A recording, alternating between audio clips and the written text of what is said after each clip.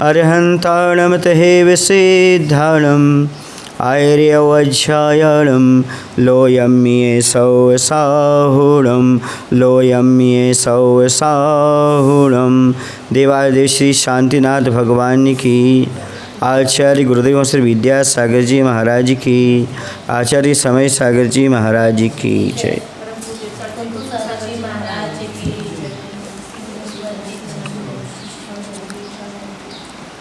आचार्य भगवंत ने समय सार पंचास्ति काय आदि ग्रंथ का स्वाध्याय कराया।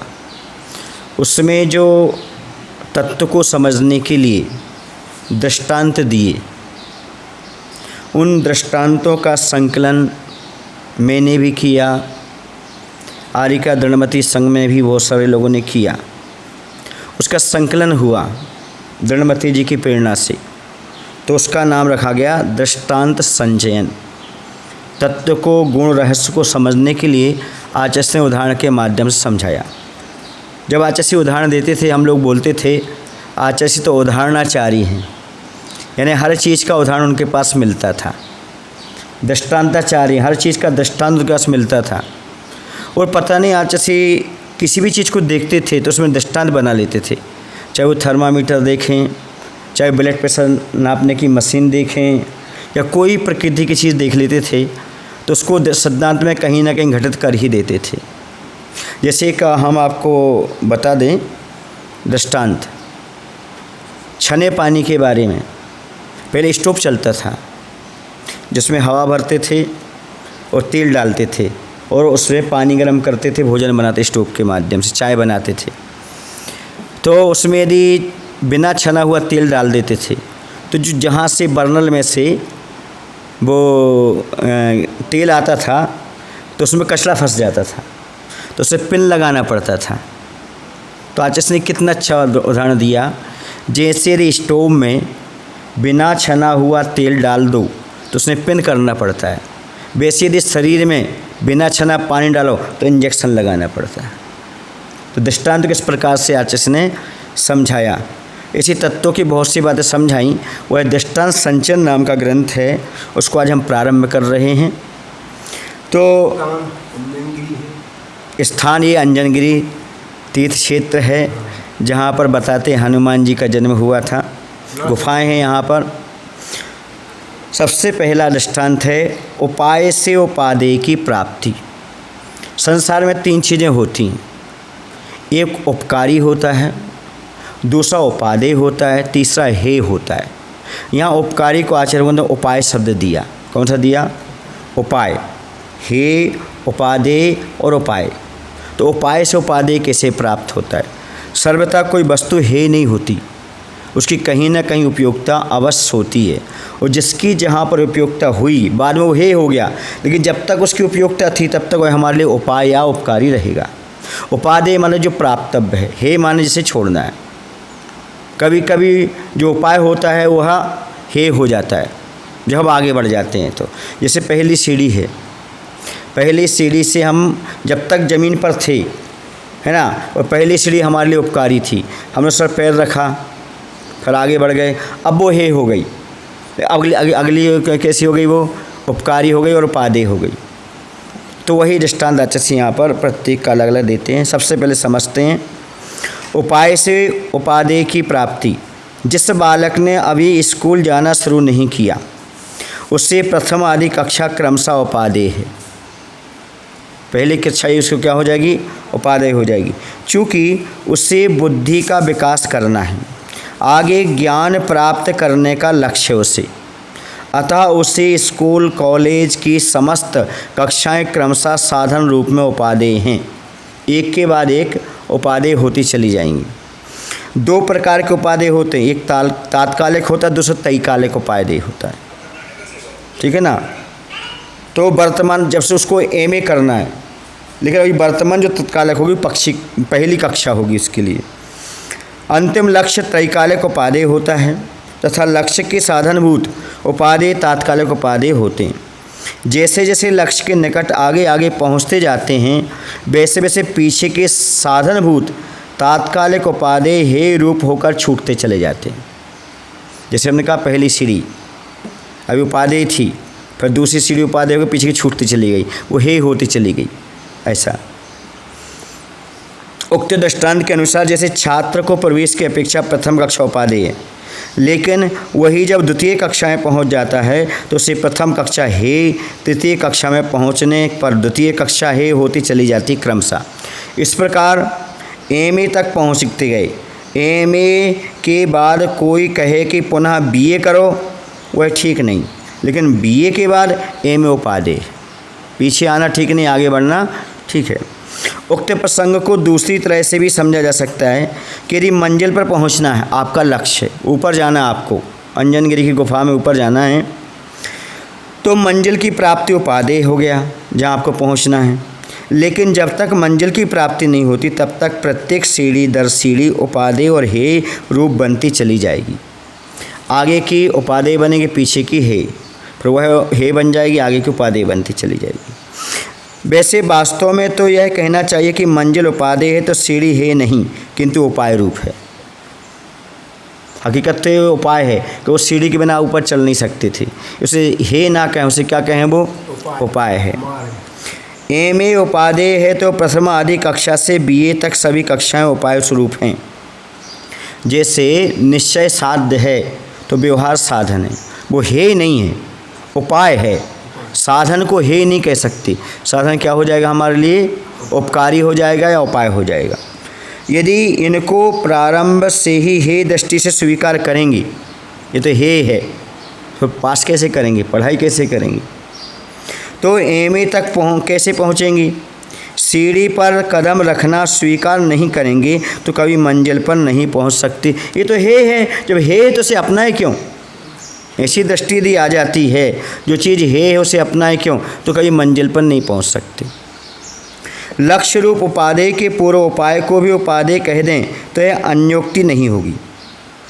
क्या कह रहे हैं, लक्ष्य रूप उपादेय के पूर्व उपाय को भी उपादेय कह दें, जिससे हम उपाय अपना साधन व्यवहार के उपाय मान लें तो कोई बाधा नहीं है।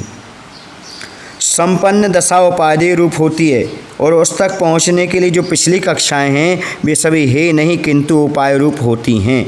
इस प्रकार किसी भी क्षेत्र में हे, उपाय और उपादेय ये तीनों होते हैं।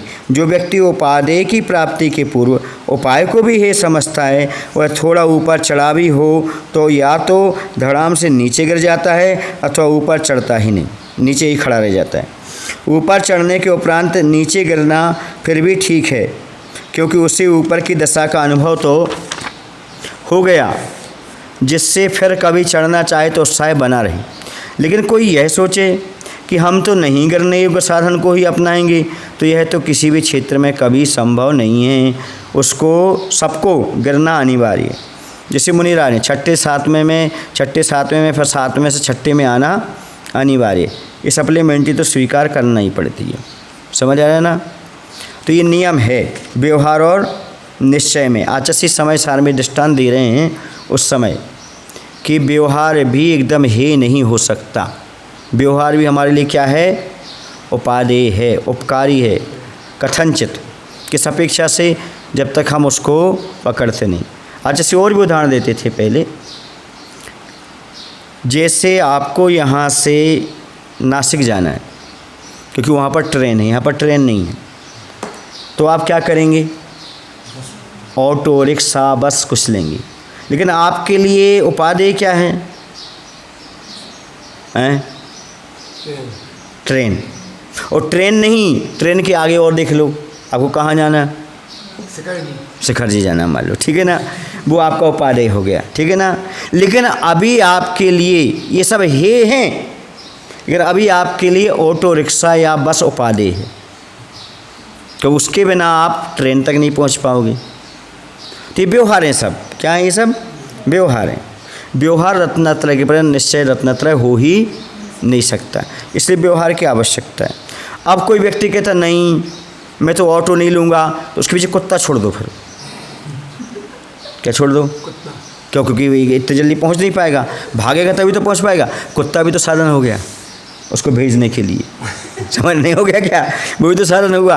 अब देखिए कई बार ऐसा होता है, ट्रेन का फिक्स टाइम रहता है, अपन ऑटो में बैठे हैं तो अपन बैग टांग के ही रखते हैं, और ऐसा लगता नहीं कि हम इसमें बैठे हैं, और ऐसे बैठते हैं कि तत्काल उतर करके हम कहाँ बैठ जाएं, ट्रेन में। कभी कभी तो ऑटो वाले का पैसा नहीं दे पाते, उससे कहते भैया बाद में दे देंगे, परिचित है तो। बोलो सही होता ना। इसी प्रकार से व्यवहार में रहते हुए ऐसे ही रहते हैं कि हमें कब वो प्राप्त हो जाए, क्या प्राप्त हो जाए, उपाधि। अब जैसे ही वो ऑटो से छूटा, ट्रेन में बैठ गया, अब शांति से बैठ गया, लेकिन अब उसके माइंड में आ गया कब से खर्जी आए। बैठा तो इसमें है, पर ये कैसा हो गया, उसको है जैसा प्रतीत हो गया। वो तो है, उसमें बैठा तो था मजबूरी में ऑटो में, पर क्यों बैठना था उसको ऑटो में, क्योंकि वहाँ कहाँ पहुँचना था, स्टेशन। अब ट्रेन के पास ट्रेन में पहुँच गया, अब क्या उसका लक्ष्य हो गया। लेकिन यदि वो पहले से ही ट्रेन को और तुम्हारे ऑटो को हे मान लेता तो घर में बैठा रह जाता, गति कैसा करता। इसे उसे उस समय हे नहीं मानना, जब उसमें बैठ गया अब इसमें से कब छूटूं, छूट जाता है, छोड़ना नहीं पड़ता है। कैसे नहीं छोड़ना पड़ता, बैठे रहो तो बैठे रहो, सो जाए तो सो गया तो, लापरवाही कर गया तो, आलस्य कर गया तो, हाँ ट्रेन में कहीं लौट के बुद्धू घर को आए, फिर क्या धनबाद पहुंच जाओ तो क्या करोगे, फिर शिकायत जी से आगे पर जब लौट के आना पड़ेगा, धनबाद से पूछो ना, लौट के आना पड़ेगा तो गड़बड़ हो जाएगा। समझ आ रहा ना। इसे सोना नहीं, अलर्ट रहना, मंजिल की ओर कहते छोड़ सकल दंड फंड निश्चय और नहीं, निश्चय और लाओ। हाँ, तो ध्यान हमारा कहाँ होना चाहिए, उपादेय की ओर। लेकिन अभी जिसमें बैठे हो उसमें सोना नहीं, उसी में लीन नहीं होना। आज जैसे कहते हैं मुनि बनने के बाद ये मत समझना कि हम मुनि बन गए हमारा कल्याण हो जाएगा। गाड़ी लेने के बाद सीट पर बैठने का ये मतलब मंजिल पहुंच गए, मंजिल पर नहीं, अभी बहुत सावधानी रखना पड़ती है गाड़ी चलाते समय, नहीं रखना पड़ती सावधानी। क्या साइड वाला कांच देखना पड़ता है, ब्रेक है, एक्सीलेटर है, स्टीयरिंग है, वाइपर भी लगे रहते सामने, पीछे भी बैक भी, सब कुछ देखना पड़ता है, रिवर्स गियर, तब कहीं गाड़ी। और बाजू वाला सोता तो उसको भी कहते सो नहीं, हमें झपकी आ जाएगी, तो बाजू वाले को भी जगाते रहना पड़ता है, तब कहीं मंजिल पहुंचते हैं। तो हमेशा सावधानी रखना। हाँ, तो बहुत जल्दी ज़रूरी है। वो क्या होता है, वो जो ड्राइवर रहता है वो समझदार रहता है, वो ये सब पकड़ के अंगूठा, जैसे नींद आती ना, अंगूठा क्या कर लेता है वो हॉर्न के साइड, जब नींद आती तो हॉर्न बज जाती, खुद नींद खुल जाती। समझदार होता है, तो समझ गए। जिसने कार चलाई होगी वो समझता होगा इस बात के लिए। तो उपादेय हो गया, उपाय हो गया, और क्या हो गया, उपकारी हो गया। उपाय कह लो, उपकारी कर लो, हे कह दो, उपादेय, ठीक है ना। ये बातें हो गई इस प्रकार। क्यों नहीं लिया गे को, क्योंकि यहाँ पर विषय गे का नहीं चल रहा, जानने योग्य नहीं चल रहा, अभी चलने योग्य चल रहा है उसमें वस्तु तत्व के लिए, है ना।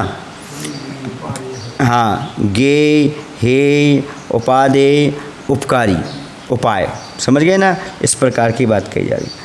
अब आगे कहते हैं दूसरा दृष्टांत है पुरुषार्थ से ही लक्ष्य की प्राप्ति। पुरुषार्थ के बिना कभी लक्ष्य की प्राप्ति नहीं होती। इसके लिए दृष्टांत दे रहे हैं आचार्य भगवंत। रेलगाड़ी में बैठने के लिए टिकट लेना अनिवार्य है, WT नहीं चलना, नहीं तो कहीं भी उतार दिए जाओगे।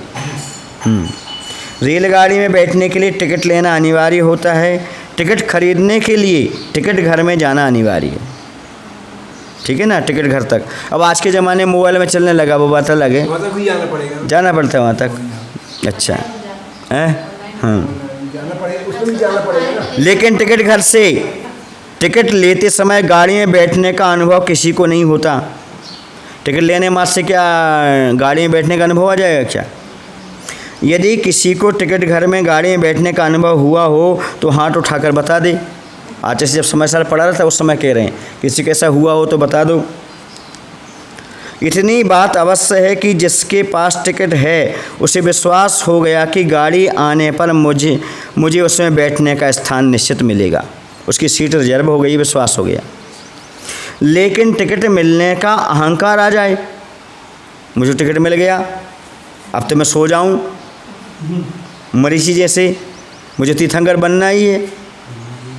मरीची का जीव बताते उस समय भगवान की दिव्य ध्वनि चल रही थी, तो भरतेश ने पूछा, महाराज कोई ऐसा यहाँ पर जीव बैठा हुआ है क्या जो आगे तीर्थंकर बनेगा? तो कहा हाँ, तुम्हारा ही पुत्र है। कौन? मरीचि। जो क्या बनेगा? बस उसने सुन लिया। मरीचि नाम मारीच। अब कहीं मरीचि भी मिलता, कहीं मारीचि भी मिलता, ऐसा। तो उसको अहंकार आ गया, उठ करके चला गया सभा से, समूषण से। अब बोलो समूषण बोले मिथ्या दृष्टि नहीं जाते आदि आदि। वो सम्यक्त नहीं हुआ, उसको वहाँ से निकल के आ गया। कौन? मरीचि। और आकर के 363 मत चला गया और भटकता रहा। अब तो मुझे क्या बनना है? हाँ, क्योंकि टिकट मिल गया ना, भगवान की दिव्य ध्वनि में निकला है कि अब हमारे लिए तो तीर्थंकर बनना ही है, हम कुछ भी कर सकते हैं। ऐसा नहीं। तो कह रहे हैं कि उसे अहंकार आ जाएगा, क्योंकि मुझे क्या मिल गया? टिकट मिल गया। अब अहंकार आ जाए और विचार करे कि मेरे पास टिकट है, गाड़ी आने पर मैं गाड़ी में बैठूंगा ही, लेकिन टिकट घर से जहां गाड़ी आकर खड़ी है वहां तक आने का पुरुषार्थ ना करे तो वह कभी भी गाड़ी में बैठने का अनुभव नहीं कर सकता। उसे वहां तक पहुंचना ही पड़ेगा। कहां तक? टिकट भरी आपके घर आ जाए, आपके मोबाइल में आ जाए, मैसेज आ जाए, सब आ जाए, लेकिन यदि आपको यात्रा करना है तो गाड़ी तक तो पहुंचना ही, इतना पुरुषार्थ तो करना ही पड़ेगा। गाड़ी का प्रयोग बिना टिकट के नहीं हो सकता, यह सत्य है, लेकिन टिकट लेने के उपरांत पुरुषार्थ भी अनिवार्य है। उसी पुरुषार्थ के लिए 14 दिन पहले ही श्री आदिनाथ भगवान टिकट लेकर कैलाश पर्वत पर चले गए योग निरोध के लिए। समूषण छोड़ करके 14 दिन पहले कहाँ चले गए थे? हाँ, एक एक घड़ी गुजरती चली जाती है, गाड़ी आ जाती है, व्यक्ति बैठकर अपने लक्ष्य को पाने में सफल हो जाता है। श्री वृषभनाथ भी चतुर्थ शुक्ल ध्यान की गाड़ी में बैठकर अपने गंतव्य मुक्ति मंजिल को प्राप्त करने में सफल हुए। देखो यहाँ पर कुछ लोग कहते हैं काल लब्धि जब आएगी सो हो जाएगा। उनके लिए कहा जा रहा है काल लब्धि के भरोसे मत बैठो। समझ गए ना? क्योंकि काल लब्धि पुरुषार्थ पूर्वक ही पकाई जाती है। जैसे टिकट आने पर पुरुषार्थ पूर्वक टिकट है आपके पास, योग्यता है, पर पकेगा कब? जब आप वहाँ तक चल करके पुरुषार्थ करके वहाँ ट्रेन में बैठेंगे। ऐसे ही काल के भरोसे मत बैठो, पुरुषार्थ करो यदि कल्याण करना चाहते हो तो। सीधी सी बात है, पुरुषार्थ बहुत अनिवार्य है। किसी भी क्षेत्र में जाओ पुरुषार्थ बहुत अनिवार्य होता है, क्योंकि जो किस्मत के ताले होते हैं, भाग्य जिसे बोलते हैं, वो पुरुषार्थ की चाबी से खुलते हैं। आपका भाग्य है, पुण्य का उदय है, यदि वर्तमान का पुरुषार्थ फीका पड़ जाता है तो आपकी किस्मत साथ नहीं देती, भाग्य साथ नहीं देता। और पुरुषार्थ थोड़ा सा करो तो भाग्य हमारे लिए बहुत कुछ देने में सक्षम हो जाता है। समझ गए ना? इसलिए भाग्य भरोसे नहीं बैठना चाहिए। भाग्य भरोसे बैठने वालों को वही मिलता है जो पुरुषार्थ करने वाले छोड़कर चले जाते हैं। इसलिए जीवन में भाग्य तो होना चाहिए, लेकिन भाग्य भरोसे नहीं बैठना चाहिए। पुरुषार्थ नियम से करते रहना चाहिए, क्योंकि पुरुषार्थ ही जीवन में परमार्थी बनकर के अपना आत्म कल्याण कर सकता है। दो चीज़ें चाहिए, आत्मविश्वास और आत्म पुरुषार्थ। आत्म पुरुषार्थ वाला, आत्मविश्वास वाला ही आत्म कल्याण कर सकता है। जैसे आत्मा में विश्वास नहीं है और आत्मा के द्वारा जो पुरुषार्थ नहीं कर सकता, वो कभी आत्मा का कल्याण नहीं कर सकता। फिक्स है, सब चीज़ें हैं। भगवान को नियम से मोक्ष जाना है, लेकिन 14 दिन पहले आदिनाथ भगवान को समूषण छोड़ने की क्या आवश्यकता थी? योग निरुद्ध पर बैठने की क्या आवश्यकता थी?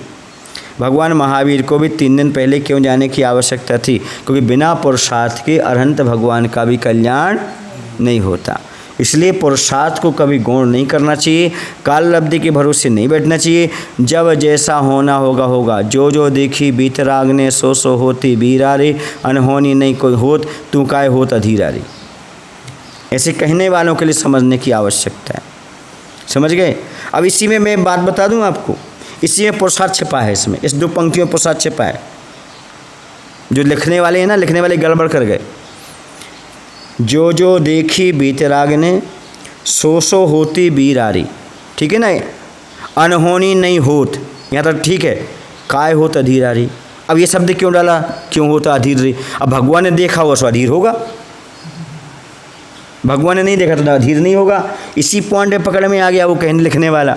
उसने क्या लिख दिया, क्यों होता अधीर। अब तुम ये तो कह रहे जो भगवान ने देखा वही हो रहा है, तो जो अधीर होना होगा सो हो रहा है। फिर लिखने से हो रहा है कि ऐसा नहीं है, पुरुषार्थ से बहुत कुछ टाला भी जा सकता है। समझ आ रहा ना। केवल ज्ञानी के ज्ञान में क्या झलका इसे मत देखो, भगवान ने क्या कहा वो करने का प्रयास करो। क्या क्या देखी बीत राग ने, तू क्या जाने कीड़ा रे, तसनाली का कीड़ा। जो क्या क्या देखी बीत राग ने, तू क्या जाने कीड़ा रे, और बीत राग बाणी अपना के हर ले भव पीड़ा रे। क्या क्या देखी बीत राग ने नहीं, हाँ जो देखी बीत राग था ऐसा नहीं, जो देखी बीत राग ने सो होते वीरा रे, अनहोनी नहीं हो काय होता धीरा रे, ऐसा नहीं। क्या क्या के देखी बीत राग ने, तू क्या जाने कीड़ा रे, और बीत राग बाणी अपना के हर ले भव पीरा रे। भगवान ने क्या देखा उसके बारे में विचार मत करो, भगवान ने क्या कहा है बोले। उन्होंने कहा है आप यदि देवशास्त्र के ऊपर श्रद्धा रखेगा तो सम्यक दर्शन होगा। अब भगवान ने कब देखा हमें कब होगा, कब काल लब्धि पचेगी, ये भगवान का विषय है। उन्होंने कहा है कि तुम ऐसा करो तो सम्यक दर्शन होगा।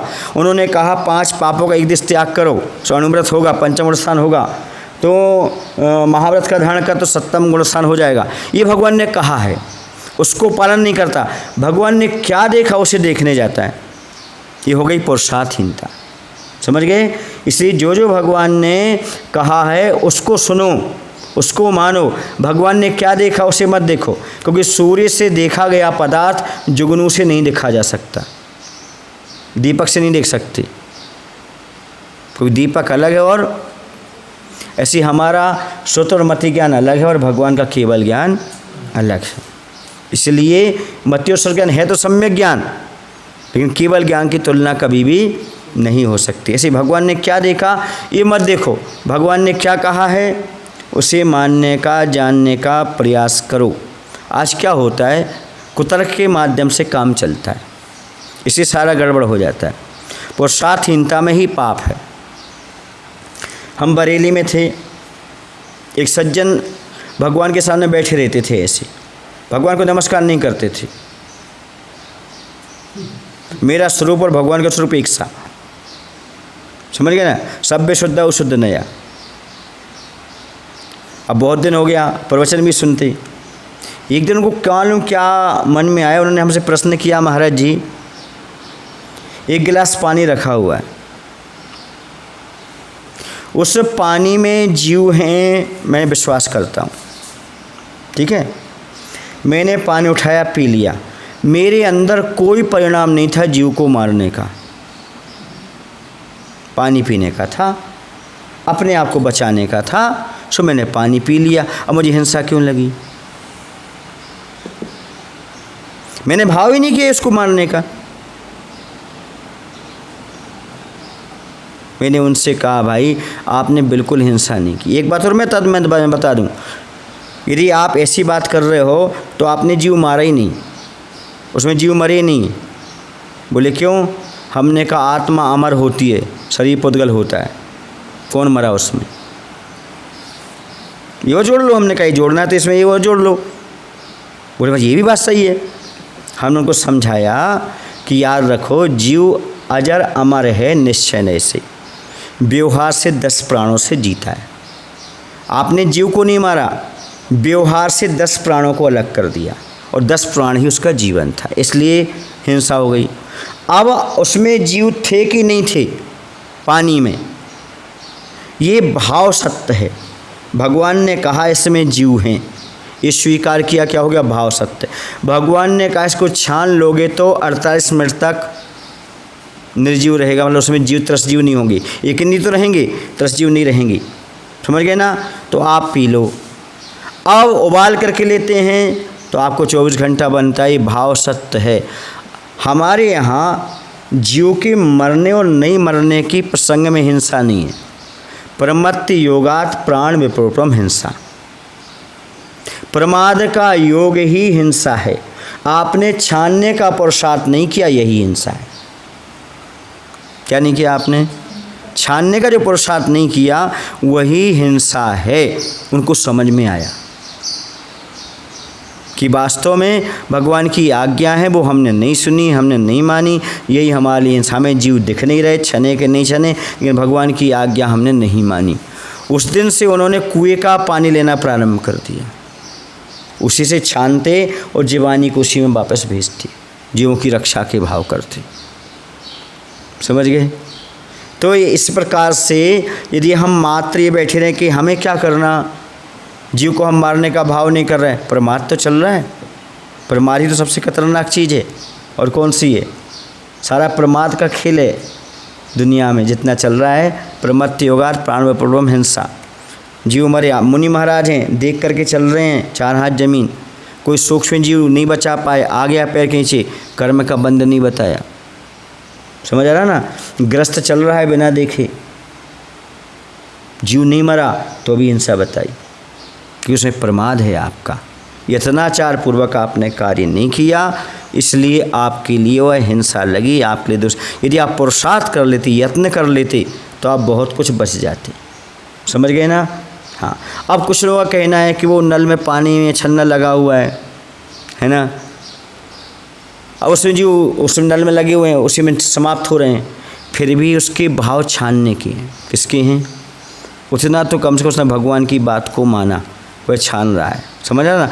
अब वो बेलछानी जवानी जो कहते वो नहीं पहुंचा रहा, ये उसका प्रमाद है। स्वास्थ्य के लिए तो ठीक रहेगा, पर धर्म की दृष्टि से गलत हो जाएगा।